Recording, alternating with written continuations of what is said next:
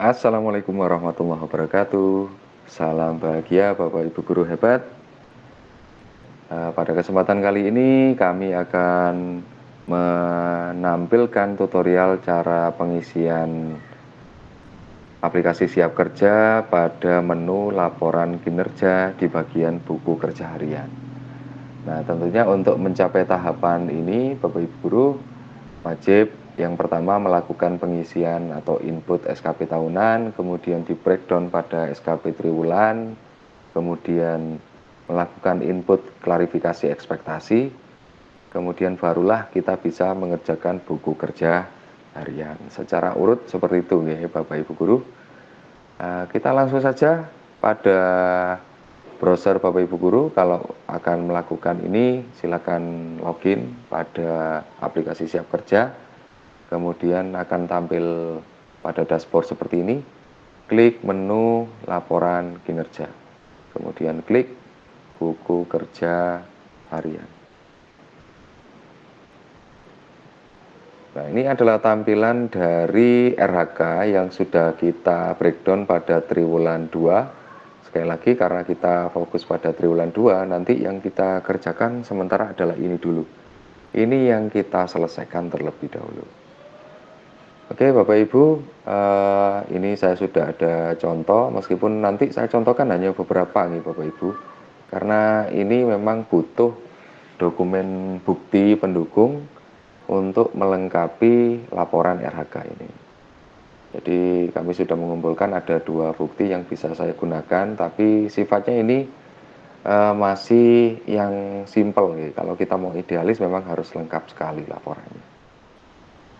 Baik, saya contohkan dulu pada diklat fungsional, di mana yang bersangkutan ini kemarin saya tunjukkan dulu, kita breakdown pada SKP tahunan. Kita kembali dulu, saya tunjukkan untuk diklat fungsional.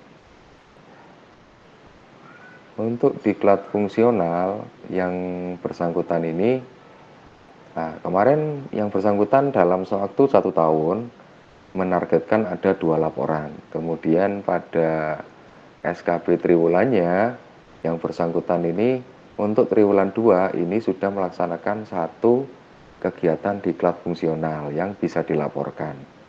Nah, laporannya berupa apa? Sebetulnya kalau kita berbicara ideal, maka diklat fungsional ini buktinya adalah undangan, kemudian dilampiri dengan daftar hadir, kemudian dilampiri surat piagam atau sertifikat begitu. Kemudian jika ini workshop, maka idealnya ada produk yang dikerjakan, itu juga dilampirkan. Itu kalau kita mau idealis nih, karena sementara kita terburu dengan waktu, kita kejar tayang untuk pengerjaan ini, maka cukup sertifikat saja sementara yang kita unggah. Dan ini memang sekali lagi tidak berdampak pada tunjangan kinerja, dan hasil yang disampaikan kemarin dari pihak BKPSDM adalah tidak mau membebani kinerja kita. Yang penting SKP-nya tersusun, ada dokumen yang diunggah sesuai dengan RHK-nya. Oke, kita kembali lagi pada menu buku kerja harian. Kemudian saya mau mengunggah diklat fungsional. Ada 2 menu ya Bapak Ibu. Di sini ada ini namanya riwayat. Ketika kita sudah melakukan pelaporan, maka kita bisa ngecek riwayatnya di sini. Tapi jika kita belum pernah melakukan input laporan, oke, ini kalau kita klik tadi ya, ini masih kosong. Nah, kalau kita mau input laporan, maka klik yang warna biru atau pensil di blok biru. Kita klik yang diklat fungsional. Oke, ini. Nah, yang perlu dipahami ketika kita melakukan pelaporan ini, meskipun ini di triwulan 2, di mana triwulan 2 itu terdiri dari bulan April, Mei, Juni. Tapi kemarin ketika pelatihan disampaikan bahwa untuk pelaporan semuanya dilaporkan pada bulan Juni. Karena ketika kita melaporkan ini di bulan Mei, maka nanti di persetujuan atasan laporan kita tidak muncul Bapak Ibu. Jadi kita laporannya tertanggalnya ada di bulan Juni. Nanti ini tergantung panjenengan nanti memasukkan tanggalnya berapa, dan kemarin memang tidak ditentukan laporannya harus tanggal berapa, tapi lebih baik di minggu-minggu terakhir saja. Misalkan kita melaporkannya di hari Senin tanggal 26 Juni. Oke, untuk jamnya, jam ini sebetulnya ini adalah jam pelaksanaan kegiatannya cuman kita kemarin juga kebingungan di sini.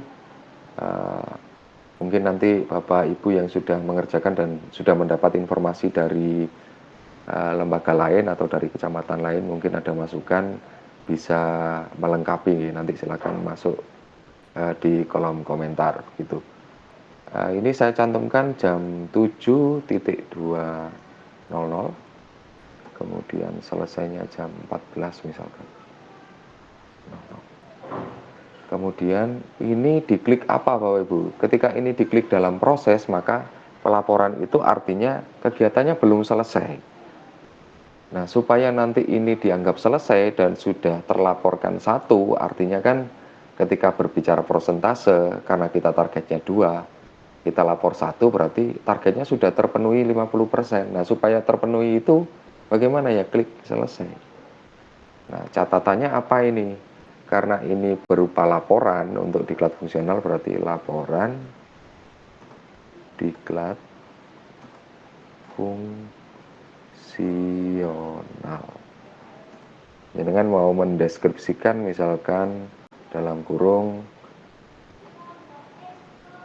workshop education for life. Nah, seperti ini boleh. Kemudian pilih filenya. Jadi untuk file ini boleh foto, boleh file PDF.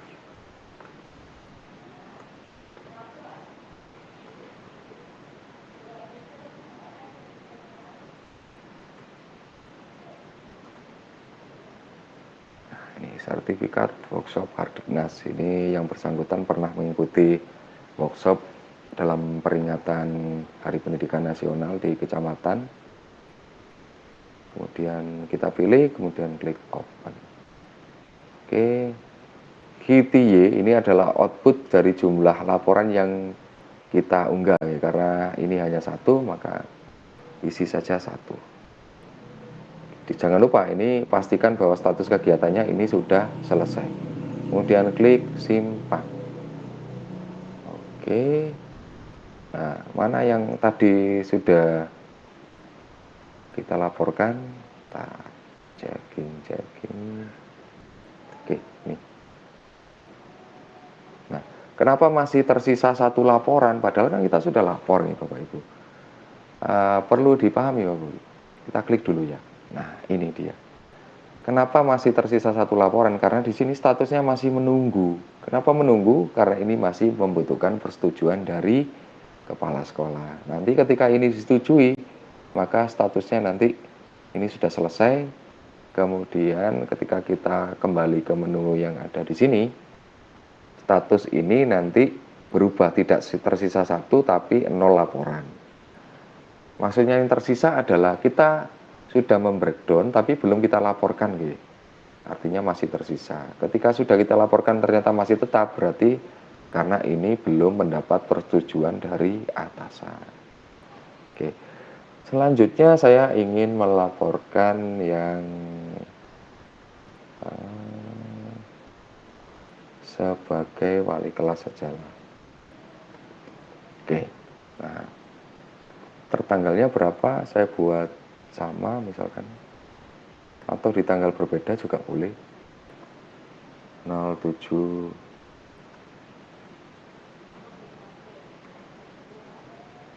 oke, 07.00 ini juga sama, kita klik selesai, jangan lupa. Nah, misalkan laporan tugas tambahan sebagai wali kelas. Oke, dokumennya 1. Nah, sekali lagi kalau Kalau kami berbicara idealis, ketika kita akan melaporkan tugas tambahan, entah sebagai wali kelas atau mungkin kalau sekolahan besar itu bisa jadi wali kelas, jadi kepala urusan kurikulum, begitu nggih. Nah, idealnya laporan itu terdiri dari beberapa komponen. Yang pertama, SK pembagian tugas atau SK tugas tambahan dari atasan. Kemudian dilengkapi dengan program kerja, dilengkapi dengan jurnal wali kelas, kemudian juga eh, pelaporan akhir sebagai wali kelas. Itu kalau kita berbicara idealis seperti itu ya pelaporannya. Tapi kalau tidak sebetulnya karena sekali lagi ini agak dikejar oleh waktu dan kita tidak terlalu pihak BKPSDM tidak mau terlalu membebani begitu kepada kita. Kita cari yang simpel saja, sebetulnya bisa menggunakan surat keterangan. Jadi surat keterangan itu misalkan ini kita laporkan dalam 1 tahun ada 2 kali pelaporan, artinya kita laporkan tiap akhir semester, dimana nanti berarti di triwulan 2 dan di triwulan 4 kita akan melaporkan tugas tambahan ini. Nah, kalau kita mau simpel di triwulan 2 ini, kemarin disampaikan tidak usah banyak-banyak laporannya, cukup 1 lembar saja berupa surat keterangan yang ditandatangani oleh kepala sekolah yang menyatakan atau menerangkan bahwa kita sudah melaksanakan tugas tambahan sebagai wali kelas dengan kriteria atau kategori baik begitu. Itu saja sudah cukup sebetulnya. Cuman kalau ini sebagai contoh ya, saya cantumkan SK saja. Oke, klik untuk biaya seperti SKP sebelumnya kita tidak pernah ada muncul estimasi biaya. Ini biarkan kosong dan sekali lagi status kegiatan harus dipilih opsi selesai. Simpan. Oke, seperti ini. Begitu juga nanti tadi untuk SK pembagian tugas saya bisa menggunakan juga untuk ekstra.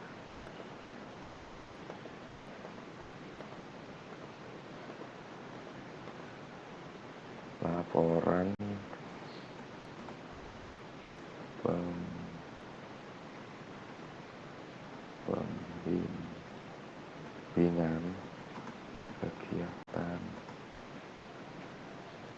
ekstrakurikuler. Ada baiknya ini dilengkapi nih, kalau kita menjadi pembimbing ekstrakurikuler apa? Misalkan yang bersangkutan ini sudah membimbing kegiatan ekstrakurikuler pramuka. Oke.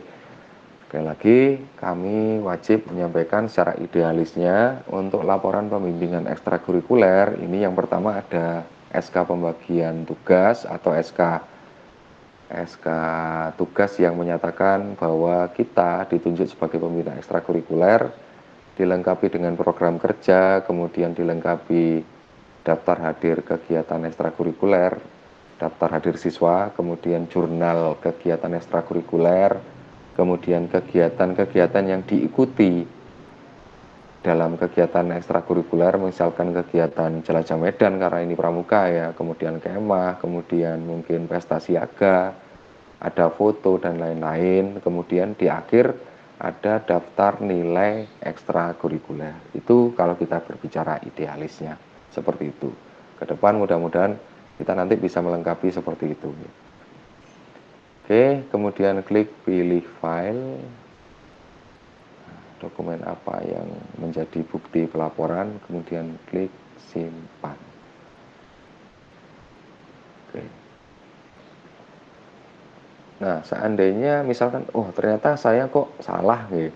Setelah saya simpan, ternyata file yang kita unggah itu salah. Atau misalkan kita mau melengkapi, ternyata laporannya ada beberapa. Misalkan, ya kita klik yang warna biru lagi. Maaf, ke riwayat dulu.